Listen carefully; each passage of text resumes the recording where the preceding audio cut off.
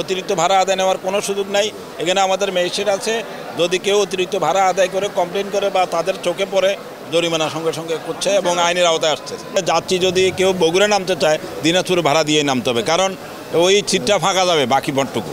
ধন্যবাদ। আমরা গতকাল থেকে আমাদের ঈদযাত্রা যাতে আমাদের যাত্রীগণ নিরাপদ নির্বিঘ্নে এবং স্বস্তিদায়কভাবে যাত্রা করতে পারে এবং পরিবহন সময় যাতে কোনো সমস্যা না পড়ে, সেই জন্য আমরা আমাদের টার্মিনাল ভিত্তিক আমাদের ভিজিলেন্স টিম এবং মনিটরিং টিম গঠন করা হয়েছে। আমরা টার্মিনালগুলো পরিদর্শন করছি, সেখানে ভিজিলেন্স টিম এবং মনিটরিং টিম ঠিকমতো কাজ করছে কিনা, তার পাশাপাশি যাত্রীদের কোনো সমস্যা আছে কিনা সেগুলো আমরা দেখছি।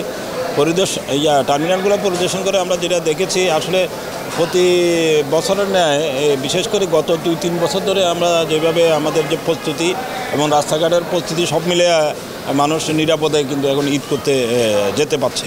তো অতিরিক্ত ভাড়ার বিষয়টাও প্রতিবার আমরা মনিটর করি। এবারও আমরা এটা খুব কঠোরভাবে আমরা মনিটর করছি। আমাদের ম্যাজিস্ট্রেটরা প্রতিটা টার্মিনালে আছে, সেখানে আমরা দেখেছি গতকালও আমাদের 4টা পরিবহনকে জরিমানা করা হয়েছে অতিরিক্ত ভাড়া আদায় করার জন্য। আজকে আমি যে টার্মিনাল ঘুরে মাত্র একটা কাউন্টারে ভাড়ার ছাড় পাই না, সেই জন্য জরিমানা করা হয়েছে। তো সুতরাং আমরা প্রতিটা বিষয়ে খুব সিরিয়াসলি দেখছি যাতে করে কোনোভাবে যাত্রীদের হয়রানি না হয়। নিয়মটা এটা আসলে খুব আমাদের নিয়ম না, এটা সবার জন্যই প্রযোজ্য। এটা বিআরটি এর যেটা যেখানে যে বাউন্ড যা পরিবহন থাকবে, ধরেন দিনাজপুরের পরিবহন থাকলে লাস্ট স্টপেজ ওই স্টপেজের ভাড়াই সে দিতে হবে, মাঝখানে আপনি যেখানে নামান না কেন। এটা হলো নিয়ম। কারণ আপনার ওই ঢাকা থেকে দিনাজপুরের জন্য বাসটা রেডি, সেখানে যাত্রী যদি কেউ বগুড়া নামতে চায় দিনাজপুর ভাড়া দিয়ে নামতে হবে, কারণ ওই সিটটা ফাঁকা যাবে বাকি ভটটুকু। নগদের কাছে সব গ্রাহকই প্রিয়, তাই তো সারা দেশে ক্যাশ আউট চার্জ সবচেয়ে কম। এইটা মনে হয় ঠিক না। আমি তো এখানে আজকে গাবতলিতে এসে দেখলাম যে এই যে কাউন্টারের কাউন্টারের সামনেই আমি প্যাসেঞ্জার দেখছি না।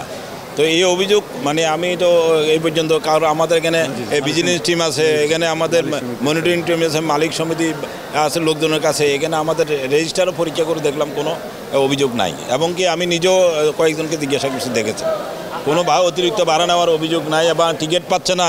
যে কোনো ধরনের অভিযোগ দেওয়ার জন্য আমাদের এই টিমটা গঠন করা হয়েছে, এই টিমের কাছে রিপোর্ট করবে। কিন্তু এই ধরনের না, আপনি যেটা বলছেন যে যেমন গতকাল যেহেতু বৃহস্পতিবার ছিল এবং অফিস ছুটি আজকে থেকে, তো গতকাল আমরা এই যাত্রীর চাপটা সবচেয়ে বেশি দেখেছি এবং গতকাল এই চাপটা ছিল, যেটা বলেছেন ঢাকা থেকে বেরোতে একটু সময় লেগেছিল।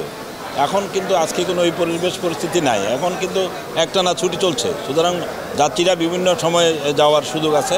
সুতরাং এই চাপ এখন আজকে আমরা অনুভব করছি না। সেলফি পরিবহনটা কোথাকার এটা? না কোথায় যায়? পাটুরিয়া দেয়, ওটা শর্ট ডিস্টেন্সে যেখানেরই হোক অতিরিক্ত ভাড়া আদায় নেওয়ার কোনো সুযোগ নাই। এখানে আমাদের ম্যাজিস্ট্রেট আছে, যদি কেউ অতিরিক্ত ভাড়া আদায় করে কমপ্লেন করে বা তাদের চোখে পড়ে জরিমানা সঙ্গে সঙ্গে করছে এবং আইনের আওতায় আসছে। না, আমরা তাহলে আমাদের যেটা বললেন আপনি, আমরা এখন এটা দেখবো না, আমাদের তো তথ্য আমাদের কাছে নাই।